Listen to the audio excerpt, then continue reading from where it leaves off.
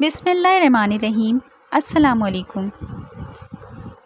آج کی اس ویڈیو میں ہم سرور کائنات صلی اللہ علیہ وآلہ وسلم پر نازل ہونے والی پہلی وحی کے بارے میں بات کریں گے کہ جب حضرت جبرائیل علیہ السلام اللہ تعالیٰ کا پیغام لے کر غار حرا میں نبی اکرم صلی اللہ علیہ وآلہ وسلم کی خدمت میں پیش ہوئے تو انہوں نے آتے ہی کہا، اقرا یعنی پڑھیے۔ آپ صلی اللہ علیہ وآلہ وسلم نے فرمایا، میں نہیں پڑھ سکتا، یعنی میں پڑھا لکھا نہیں۔ اس پر جبرائیل علیہ السلام نے آپ صلی اللہ علیہ وآلہ وسلم کو سینے سے لگا کر بھینچا۔ آپ صلی اللہ علیہ وآلہ وسلم فرماتے ہیں، انہوں نے مجھے اس زور سے بھینچا کہ مجھے موت کا گمان ہوا۔ اس کے بعد انہوں نے مجھے چھوڑ دیا، پھر کہا، پڑھیے، یعنی جو میں کہوں وہ پڑھیے۔ اس پر آپ صلی اللہ علیہ وآلہ وسلم نے فرمایا، میں کیا پڑھوں؟ تب جبرائیل علیہ السلام نے سورۃ العلق کی یہ آیات پڑھیں۔ ترجمہ: اے پیغمبر صلی اللہ علیہ وآلہ وسلم، آپ پر جو قرآن نازل ہوا کرے گا اپنے رب کا نام لے کر پڑھا کیجیے، یعنی جب پڑھیں بسم اللہ الرحمن الرحیم کہہ کر پڑھا کیجیے۔ جس نے مخلوقات کو پیدا کیا، جس نے انسان کو خون کے لوتھڑے سے پیدا کیا، آپ صلی اللہ علیہ وآلہ وسلم قرآن پڑھا کیجیے۔ اور آپ صلی اللہ علیہ وآلہ وسلم کا رب بڑا کریم ہے، جو چاہتا ہے عطا کرتا ہے، اور ایسا ہے جس نے لکھے پڑھوں کو قلم سے تعلیم دی، اور عام طور پر انسانوں کو دوسرے ذریعوں سے ان چیزوں کی تعلیم دی جن کو وہ نہیں جانتا تھا۔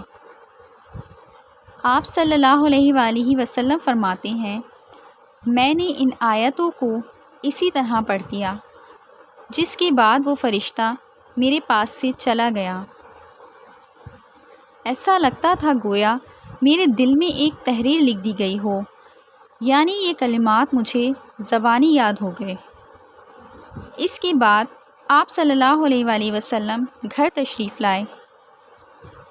بعض روایات میں آتا ہے کہ جبرائیل علیہ السلام جب غار حرا آئے تو پہلے انہوں نے یہ الفاظ کہے تھے، اے محمد، آپ اللہ کے رسول ہیں اور میں جبرائیل۔ آپ صلی اللہ علیہ وآلہ وسلم کی گھر تشریف آوری سے پہلے سیدہ خدیجہ رضی اللہ تعالیٰ عنہ نے حسب معمول آپ کے لیے کھانا تیار کر کے ایک شخص کے ہاتھ آپ صلی اللہ علیہ وآلہ وسلم کے پاس بھجوا دیا تھا، مگر اس شخص کو آپ صلی اللہ علیہ وآلہ وسلم غار حرا میں نظر نہ آئے۔ اس شخص نے واپس آ کر یہ بات سیدہ خدیجہ رضی اللہ تعالیٰ عنہا کو بتائی۔ انہوں نے آپ صلی اللہ علیہ وآلہ وسلم کی تلاش میں آپ کے عزیز و اقارب کے گھر آدمی بھیجے، مگر وہاں بھی آپ صلی اللہ علیہ وآلہ وسلم نہ ملے۔ اس لیے سیدہ خدیجہ رضی اللہ تعالیٰ عنہا پریشان ہو گئیں۔ وہ ابھی اسی پریشانی میں تھیں کہ آپ صلی اللہ علیہ وآلہ وسلم تشریف لے آئے۔ آپ صلی اللہ علیہ وآلہ وسلم نے جو کچھ دیکھا اور سنا تھا، اس کی تفصیل سیدہ خدیجہ رضی اللہ تعالیٰ عنہا سے بیان فرمائی۔ حضرت جبرائیل علیہ السلام کا یہ جملہ بھی بتایا کہ اے محمد، آپ اللہ کی رسول ہیں۔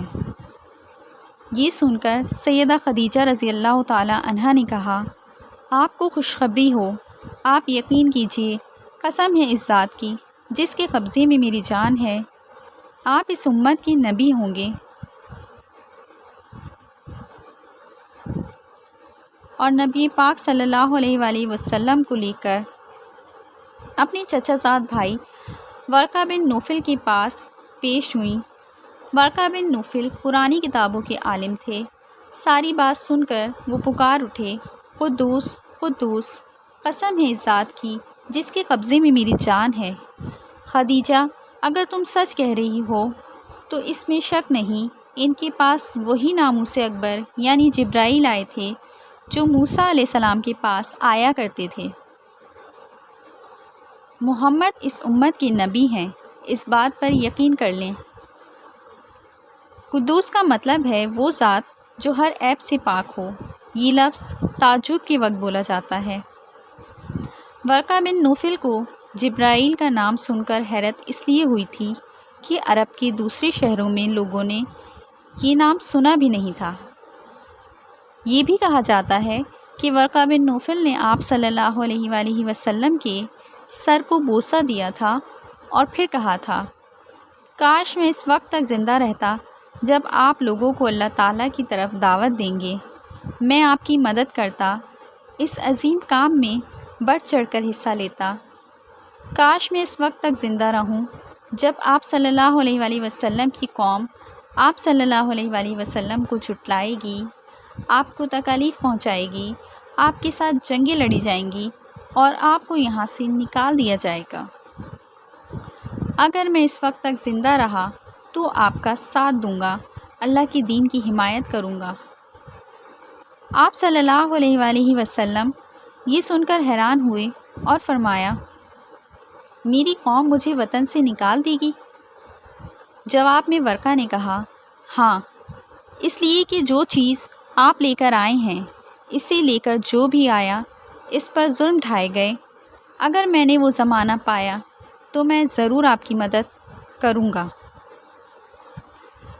ورقہ نے حضرت خدیجہ رضی اللہ تعالی عنہ سے یہ بھی کہا، تمہارے خاوند بے شک سچے ہیں، در حقیقت یہ باتیں نبوت کی ابتدا ہیں، یہ اس امت کے نبی ہیں۔